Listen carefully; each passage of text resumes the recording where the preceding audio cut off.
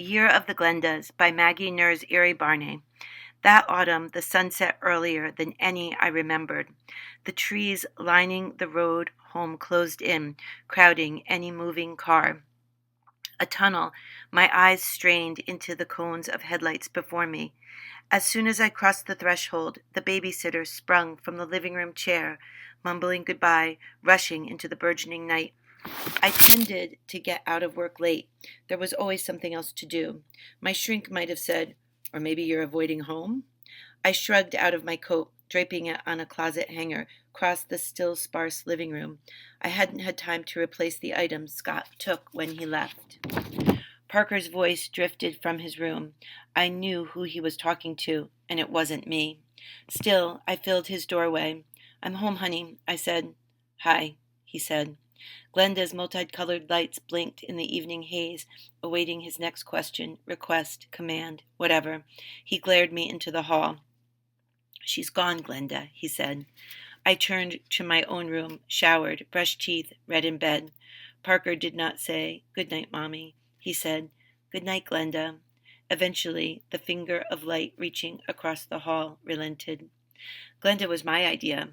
I considered myself anti-tech, a Luddite, swearing I'd die on that parental hill of technology. First, I gifted my son turntables and radios, digging in my old-school heels. When the radio welcomed a stream of foul language and unsavory DJ banter, a Glenda seemed a preferable alternative. Glenda, I knew, would give my son only what he asked for, audibly. I would be able to hear his requests. Cut out the human DJ crapshoot. And after Scott left, Parker was so lonely, so sad. I hoped that Glenda would be a comfort, or a distraction at least. In the morning, I put together breakfast with weakened hands that had once crocheted strands of yarn into complex sweaters, wove fabrics, molded ceramics. I placed a vitamin gummy and ADD med on a plate, poured orange juice, sliced strawberries. Anything exciting happening at school today? Parker perched at the counter, a giant boy bird hanging over a book of timelines and history, taking small bites with big teeth. At that time, I did not allow Glenda in the kitchen. "No," he said. I expertly refrained from the usual parent questions. "What are you studying? What have you learned this week?" I wished I had another adult, some new person popping in, knowing just what to say. Scott was gone, my mother and sister back in Colorado, my best friend in Manhattan busy with her murals. Tammy wandered in, winding around the chair legs. How I wished Parker would reach out for her tail or pick her up in his arms for a hug. Isn't that why we got the damned cat? I sipped my coffee, fixed on my own screen. I told my mother, my sister, a priest, my shrink, about the Glenda thing. They all pushed back. "He's just a child, Ellen," my mother said. "You were introverted at that age," my sister said.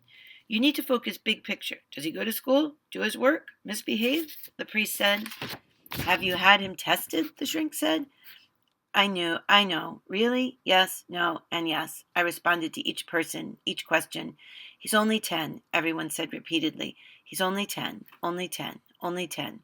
My journal pages were jammed with this phrase. November settled in. A grim Thanksgiving beckoned. The Wednesday before break, the teacher emailed to say that Parker had been refusing to speak to anyone at lunch, the first I'd heard of it. I asked for a meeting. The morning after, I sat at an oblong table, a kind of perverse dining room setup, in the, quote, team room with the lead instructor, the counselor, the special education professional. I told them about his current lack of connection, that it hadn't always been that way. I presented the paperwork from the inconclusive autism tests. The doctors and psychologists didn't think his symptoms were consistent enough for a diagnosis. I didn't want a diagnosis, so I didn't push it. I didn't tell them about Glenda. Maybe it's the situation. I don't mean to be intrusive, but at home, the counselor said. I examined my hands, rubbed raw from washing, hand sanitizer. Maybe. The lead teacher touched my wrist. I resisted a flinch. "Why don't you invite a friend over?" Most of them don't have friends yet. I can tell you, the 3 nicest kids in class, the kids who would come if you asked them. By the end of the day, I invited Clarence Tosin over for a play date. The very next Saturday, I zipped around the house, springing around, setting up a snack tray. "Are you excited, honey?" I said, barging in, tidying his room. "Glenda, what should I do on a play date?" Parker said. Clarence arrived at the front door, a cadre of stuffed animals exploding from his arms. The murmuring from upstairs ceased. Parker landed in the front hall, looming over average-sized Clarence. "I brought the guys," Clarence said cluelessly, proudly. Parker half smiled, almost laughed. I'd grown so desperate I would take unkind if it meant some connection with humanity. "You want to see my room?" Parker said. I feared his true motivation. In exactly 2 minutes, I heard Parker introduce Clarence to Glenda. "Nice to meet you, Clarence," she said. But soon, before the merest snack tray suggestion, the play date erupted into an argument. I rushed upstairs, swung open the door. "He's hogging Glenda, telling her about all his stupid guys," Parker said, turning his back on Clarence, blocking Glenda. Clarence sniffed, gathered up the stuffed animals. "You two want something to eat?" I said. Clarence nodded, but Parker said, "No thanks, I'm staying here with Glenda." Clarence and I exchanged glances, left the room. He spent the rest of the so-called playdate zipping Parker's old Matchbox cars across the den rug, while his guys and I watched, faking interest. One frigid January day, I lost it. The nurses on my floor were complaining and bickering. Some of the support staff didn't show. All the usual, just a little worse. When I arrived home, Parker withheld any welcome, kept his eyes glued to Glenda's bubbling lights. "I have had it with this," I said, through gritted teeth, already regretting my tone, my feet rushing across the dimly lit room. I yanked the cord out of the wall, force ignoring the utter fear in Parker's face. "I'm getting rid of this thing, for good." I slammed the door behind me, returning to the kitchen where I threw Glenda in the garbage can. At breakfast, I noticed Parker had been crying too. "Why do you hate her so much?" he said. "She's not a her. It's an it. I don't hate it. I just wish you talked to people, real living people, to me. Do you want a dog?" I hadn't expected to offer that, a dog. When the hell would I have time for a dog? "No, I want Glenda." We didn't speak for the rest of the morning. It was Saturday as he retreated to the den, staring mindlessly at the television.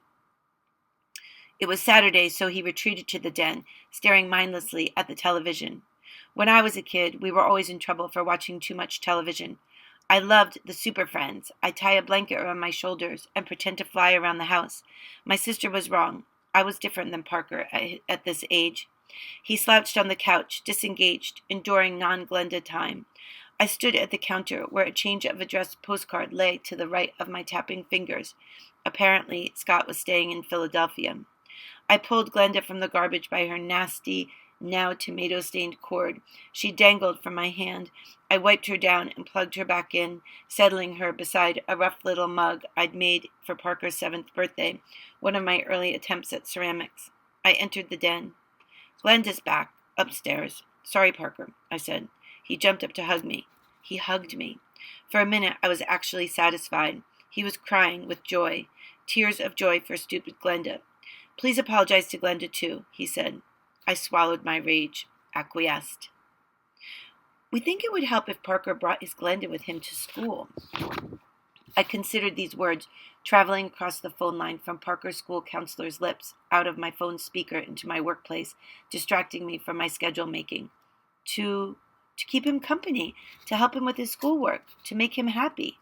Honestly, I don't know why he didn't think of it before. We didn't think of it before. I sat with that for a moment, but knew I had no choice. The train had left the station. My son had a best friend, and it wasn't a human. They all knew this now. My son wasn't able to cope without his little Glenda. "Well, how will this look?" "Do you mean what will other kids think?" "No, I mean, how will it look? He carries it in his backpack, plugs it in each classroom, brings it to lunch, sits beside it like a classmate?" I was honestly half kidding. "Yes, that's exactly how it will look. Just think how much more productive he'll be when he has Glenda with him all the time." "So I take it you've given up on him improving, connecting, fitting in?" "We haven't given up. We're just offering a new type of support. We think it's wonderful, and quite honestly, we're kind of looking at it like a little pilot program. Maybe other kids could benefit from bringing their Glendas to school. It'd save the district a lot of money on aides." "That's something," I said. A cold, numbing spring, a snowy Mother's Day. I strolled down an aisle at the grocery store when another woman ran her cart into mine. "Oh, there she is, little Miss Glenda." "Excuse me?" I'd never seen this woman before. Have you been to school lately? Have you seen the way you and your son have ruined school for everyone? I'd heard some other kids were bringing Glendas, but I didn't know much more than that. I haven't. I have a full-time job. I always loved playing the working mother card with women whom I suspected were stay-at-homes. Why don't you just take a day off, pop in someday, take a look around? All you see are kids talking to machines, kids without friends, kids gaining weight because they don't go outside, exercise. They're even talking about laying off teachers because they don't need as many people to do instruction now that Glenda does it. They don't need aides or even counselors because Glenda takes care of everything. I stood frozen, holding an unripe avocado in my right hand. With summer came the announcement of a new school optional pilot program. That September, I allowed Parker to stay home alone while I went to work. Thankfully, Glenda could not replace healthcare workers, yet. Parker was happy and safe with his Glenda, a stocked fridge, and a locked door, although with mostly everyone inside with their Glendas, even crime seemed to be on the downward spiral. A good thing, I guess?